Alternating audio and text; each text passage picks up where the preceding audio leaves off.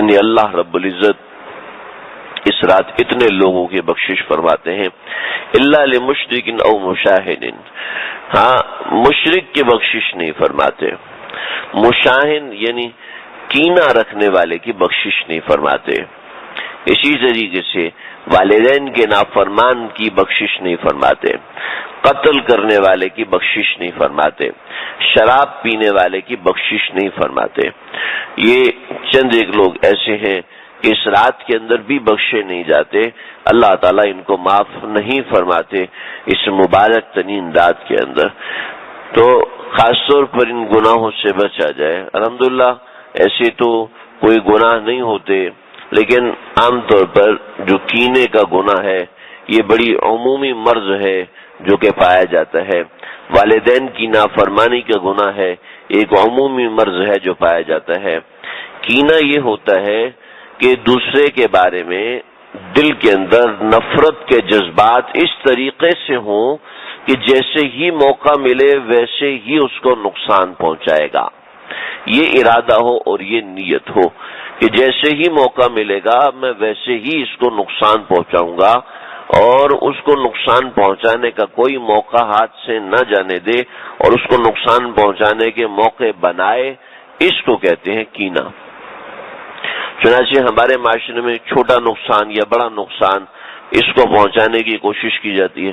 نقصان یہ نہیں کہ اس کی چپل غائب کر دی، نقصان یہ نہیں کہ اس کا برتن توڑ دیا، نقصان یہ ہوتا ہے کہ جیسے ہی موقع ملا دوسرے کی غیبت کرنا شروع کر دی، دوسرے کے دل میں جو متعلقہ شخص ہے اس کی عظمت کم کرنے کی کوشش کر رہی ہے، یہ بھی نقصان کر رہا ہے، اس کا یہ بھی نقصان کرنے کی کوشش کر رہا ہے۔ دوسرے کے دل میں ایک شخص کی محبت ہے، اس محبت کو نفرت میں تبدیل کرنے کی کوشش کر رہا ہے، یہ بھی کینہ ہے، یہ بھی نقصان پہنچانے کی کوشش ہے، یہ بھی کینہ شمار کیا جاتا ہے۔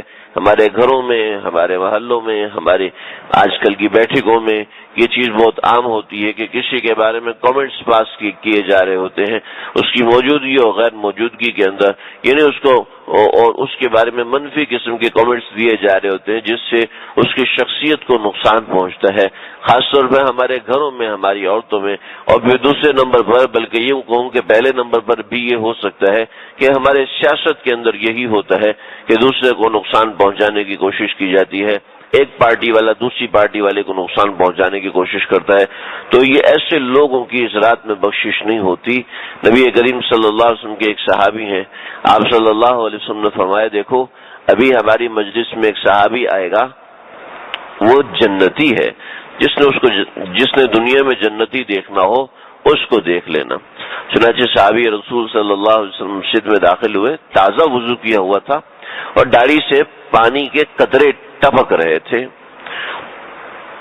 وہ صحابی آئے اور نبی کریم صلی اللہ علیہ وسلم کی مجلس میں شریک ہو گئے۔ تو ایک صحابی یہ عمل ایک دن فرمایا، پھر دوسرے دن فرمایا، پھر تیسرے دن فرمایا۔ تو ایک صحابی رسول صلی اللہ علیہ وسلم جن کا نام روایتوں میں نہیں آتا، وہ اٹھے اور ان صحابی کے پیچھے چل دیے۔ ہمارے استاد اساتذہ فرماتے ہیں غالباً یہ حضرت عبداللہ بن عمر تھے۔ فرمایا کہ وہ صحابی جو ان کے پیچھے کے بڑے عابد اور زاہد تھے، تو صحابہ کرام سارے عابد اور زاہد تھے، لیکن عبداللہ بن عمر تو بڑے خاص قسم کی عبادت گزار تھے، یعنی کوئی موقع عبادت کرنا چھوڑتے، دن ہو یا رات ہو ان کا مصلی پہ کھڑا ہونا تیار رہتا تھا۔ حتیٰ کہ ان کی جب شادی ہوئی تو صبح حضرت عمر رضی اللہ تعالیٰ عنہ نے پوچھا کہ بیٹا ان کی اپنی بہو سے پوچھا کہ بیٹا رات صحیح گزر گئی؟ کہ جی ہاں ماشاءاللہ نفلوں میں گزر گئی، یعنی شادی کی پہلی رات بھی جنہوں نے پوری رات عبادت میں گزاری۔ تو یعنی عبادت کا جنون کہ اپنے حقوق کی فکر بھی نہ تھی۔ تو فرمایا ان لنفسک علیک حق ولزوجک علیک حق، عبداللہ اتنی عبادت نہیں کرنی، تیری بیوی کا بھی تیرے اوپر حق ہے، تیرے نفس کا بھی تیرے اوپر حق ہے، کچھ دیر سونا بھی ضروری ہے، وغیرہ وغیرہ۔ تو اس لیے فرماتے ہیں غالباً وہ عبداللہ بن عمر تھے، لیکن بہرحال کوئی نام نہیں آیا روایتوں میں۔ وہ گئے اور ان سے کہنے لگے میں آپ کے پاس ایک رات گزارنا چاہتا ہوں۔ اس نے کہا جی آؤ۔ اپنے ساتھ رات گزاری، دیکھا کہ بابا جی رات کو لیٹے ہیں اور صبح فجر میں آنکھ کھلی، یہ تو تہجد بھی نہیں پڑھ رہا۔ اللہ کے نبی نے فرمایا کہ پکا جنتی ہے. پھر ایک رات پھر رکے, پھر تیسری رات پھر رکے. 3 رات گزرنے کے بعد کہنے لگے کہ بھائی مجھے تو کوئی عبادت سمجھ میں نہیں آئی, میں تو پوری رات عبادت کرتا ہوں اور میرے بارے میں تو ایسی کوئی بات نہیں فرمائی. صحابہ کرام حریص تھے, نبی کریم صلی اللہ علیہ وسلم کے صحابہ تو ایسے حریص تھے عبادات کے اندر کہ تو وہ صحابی سے پوچھا کہ میں تو رہنے والا مدینے کا ہی ہوں, لیکن آپ کے بارے میں اللہ کے نبی نے یہ باتیں فرمائی ہیں, تو میں جاننا چاہتا تھا کہ آپ کا کون سا عمل ہے جس کی وجہ سے آپ کو یہ درجہ اور مرتبہ مل گیا. تو کہنے لگے جی مجھے تو نہیں پتا, میں تو ایک عام سا مسلمان ہوں. ہاں البتہ یہ ہے کہ میں کسی کے بارے میں دل گندا نہیں کرتا, کسی کے بارے میں دل کے اندر گندگی نہیں رکھتا. اگر کوئی مجھ پہ ظلم کر دیتا ہے تو میں اس کو معاف کر کے سوتا ہوں. آج سونے سے پہلے کہ تو اللہ جی میں نے اس کو معاف کر دیا. اپنے دل سے بات ہماری ذرا معافی نہیں کہ ہم لوگ معاف بھی کر دیتے ہیں اور پھر اس کے بعد باتیں بھی کرتے ہیں. ایسا نہیں, لیکن معاف کر دیے تو کر دیا, اب پرانی باتیں سوچنی نہیں, پرانا مردہ کریدنا نہیں. میں کسی کے بارے میں دل میں کچھ نہیں رکھتا, ہر ایک کے بارے میں دل میں اچھی بات رکھتا ہوں, کسی کے بارے میں دل میں بری بات نہیں رکھتا, اور کوئی برائی کر بھی دے تو اس کو معاف کر کے سوتا ہوں, اگلے دن پہ بات رکھتا نہیں ہوں.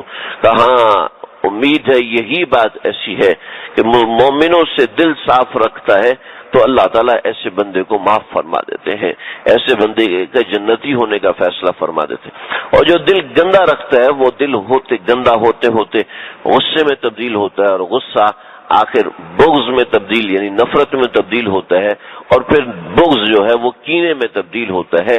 کینہ یہ والا مرض ہے. بغض یہ ہوتا ہے کہ بس نفرت رکھنا, اس کو اچھا نہیں سمجھتے, ہماری نظر میں یہ اچھا نہیں ہے, ٹھیک ہے اچھا نہیں ہے کوئی بات نہیں, آپ کی مناسبت نہیں. لیکن کینہ ایسا مسئلہ ہے کہ برا بھی سمجھتا ہے اور برائی کا اظہار بھی کرتا ہے.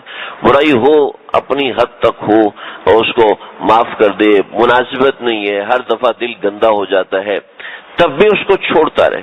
لیکن کینہ ایسا مرض ہے کہ اس کی وجہ سے اس مبارک ترین رات میں بھی اللہ تعالیٰ بندے کو معاف نہیں فرماتے, اس لیے کہ اس نے دوسرے کے بارے میں دل میں انتقام چھپایا ہوا ہے, اور یہ بہت گندا مرض ہے.